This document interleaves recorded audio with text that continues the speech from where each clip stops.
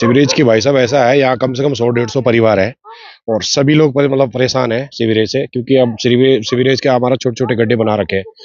अब धंसने शुरू हो गए। जमीन देख रहा हूँ मैं, मकान देख रहा हूँ कि धंसने शुरू हो गए। जब पूरे शहर में, पूरे मसूरी में सारी व्यवस्था बन चुकी है, तो हमारे लिए हम क्यों वंचित रहे।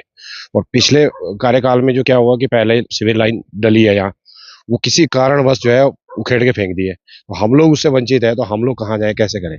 तो इसलिए आप आपके माध्यम से बोलना चाह रहे हैं कि जरा हमारी तरफ भी ध्यान दीजिए। सभी लोग परेशान हैं, कहीं ये ना हो कि कल के दिन कोई बड़ी घटना घटे या मकान धस जाए या कुछ बातें हो जाए, तो उसका जिम्मेदार कौन होगा। अभी ये पुराने टाइम से हमारे जो यहाँ पे मोहल्ला है, इसमें सुमित्र वन के बीच से एक जैन साहब ने उस टाइम यहाँ पे थोड़ा काम करा था।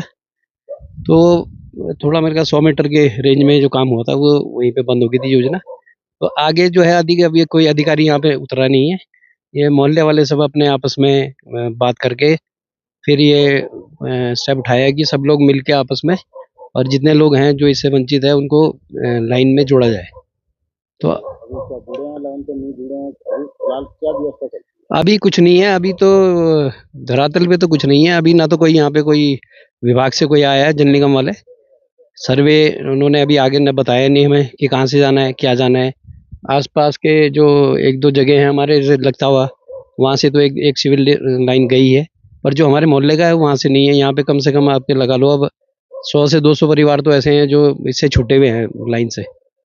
व्यवस्थित रूप में क्या सोकेट इस्तेमाल कर रहे हैं? अभी तो अपना जो लोगों ने अपना अपना सोकेट बना रखे हैं, जो मकान के साथ उनके जो जमीनें जो ले रखी है, उसी में अपना उसी में कर रहे हैं अभी। तो ऐसा है जिसका भी सीवरेज अपना मकान के साथ रखा है, उसमें क्या है वो जमीन में धंसता है। जो भी सीवरेज का पानी है वो जमीन में जाएगा, जो अंदर जितना वो पानी रिसेगा उतना उससे क्या लैंडस्लाइड का पूरा खतरा होता है। तो ये यहाँ पे तो मकान भी बहुत ज़्यादा बनी है, तो इसमें अब ये संज्ञान में लेना पड़ेगा, नहीं तो आने वाली स्थिति जो है वो कहीं ऐसा ना हो कि यहाँ पे भी आपदा जैसी कोई नौबत आए। तो इससे पहले अधिकारियों को भी थोड़ा सोचना चाहिए कि आके विजिट करें और लोगों की समस्या सुने। सुमित्रा भवन में जो शिविर की जो समस्या बड़ी विकट है, वहाँ शिविर की कोई व्यवस्था नहीं है और पेयजल निगम ने शिविर की जो इतनी लाइनें बिछाई है, लेकिन सुमित्रा भवन के अंदर हमारे करीब 150 परिवार निवासरत हैं, उसमें कोई भी किसी को शिविर लाइन की व्यवस्था नहीं की गई है। हमने बार बार पेयजल निगम के अधिकारियों को अवगत कराया है कि भाई आप सुमित्रा भवन की जो समस्या विकट होती जा रही है, कभी कोई भी बड़ा हादसा कभी भी जोशीमठ जैसा रूप ले सकता है, क्योंकि अगर किसी ने अपना 100 फीट बना रखा, उसमें पानी का रिसाव भी होगा। पानी का रिसाव होगा तो भूमि का कटाव होगा, भूमि के कटाव से बहुत बड़ा हादसा हो सकता है। और सक्षम अधिकारियों को हमने पेयजल के बोला है कि आप सुमित्रा भवन की जो लाइन है, सीवर लाइन, इसे करीब 3 जगह में डिवाइड कीजिए, तभी यहाँ की समस्या खत्म हो जाएगी।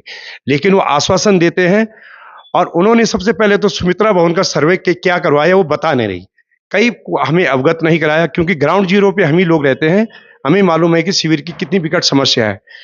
अब इन्होंने जो मेन लाइन पंप हाउस में, मैकेनिक पंप हाउस में ले गए, वो करीब 3-4 साल पहले पड़ चुकी है, लेकिन अब तक वो लाइन पूरी अपने मेन लाइन से नहीं जुड़ी है। इसलिए सुमित्रा भवन की जो शिविर की समस्या जस की तस है। वैसे तो वार्ड नंबर 9 में अगर मैं हुसैनगंज की बात करूं तो हुसैनगंज में गैस गोदाम में भी शिविर की समस्या अभी पूरी रूप से खत्म नहीं हुई। आधे परिवारों की हुई है, आधे की शिविर लाइन नहीं पड़ी। वही हुसैनगंज, लोअर हुसैनगंज की मैं बात करता हूं, तो लोअर हुसैनगंज में भी 4-5 परिवार ऐसे हैं जो शिविर की समस्या से जूझ रहे हैं। वही हाल हमारे दुर्गा अपार्टमेंट का है। मैंने इन्हें सलाह दी थी कि दुर्गा अपार्टमेंट में इन्होंने शिविर लाइन अभी तक कोई नहीं बिछी, आधी अधूरी बिछी है, जो एक बिछी हुई है। मैंने इन्हें अवगत कराया कि आप ऐसा कीजिए कि जो हमारा जो 9 मंजिला मंदिर है, उसके बगल के नाले के बगल से आप शिविर लाइन ले जाए और मुख्य लाइन से इसे जोड़ दीजिए, ताकि दुर्गा अपार्टमेंट की शिविर की समस्या खत्म हो जाए। लेकिन इनकी उस पर कोई जू नहीं रहेंगे, हाँ करते हैं।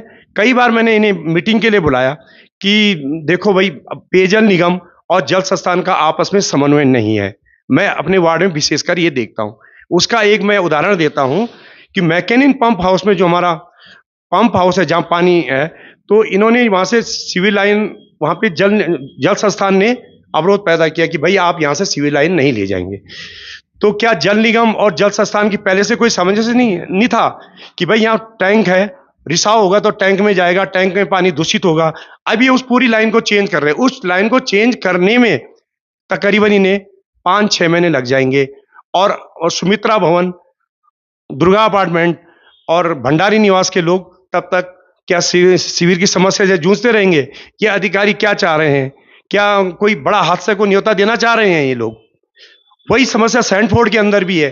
मेरे संपूर्ण वार्ड के अंदर शिविर की समस्या जस की तस बनी हुई। केवल हुसैनगंज में थोड़ा शिविर की समस्या सही हुई, वो भी पूर्ण रूप से नहीं हुई है।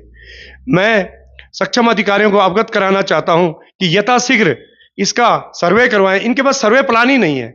सर्वे प्लान ये तो हमें दिखाइए कि तुम्हारा सर्वे प्लान सुमित्रा भवन के प्रति क्या है, किस हिसाब से आप सुमित्रा भवन में अपनी सिविल लाइन डालने जा रहे हैं।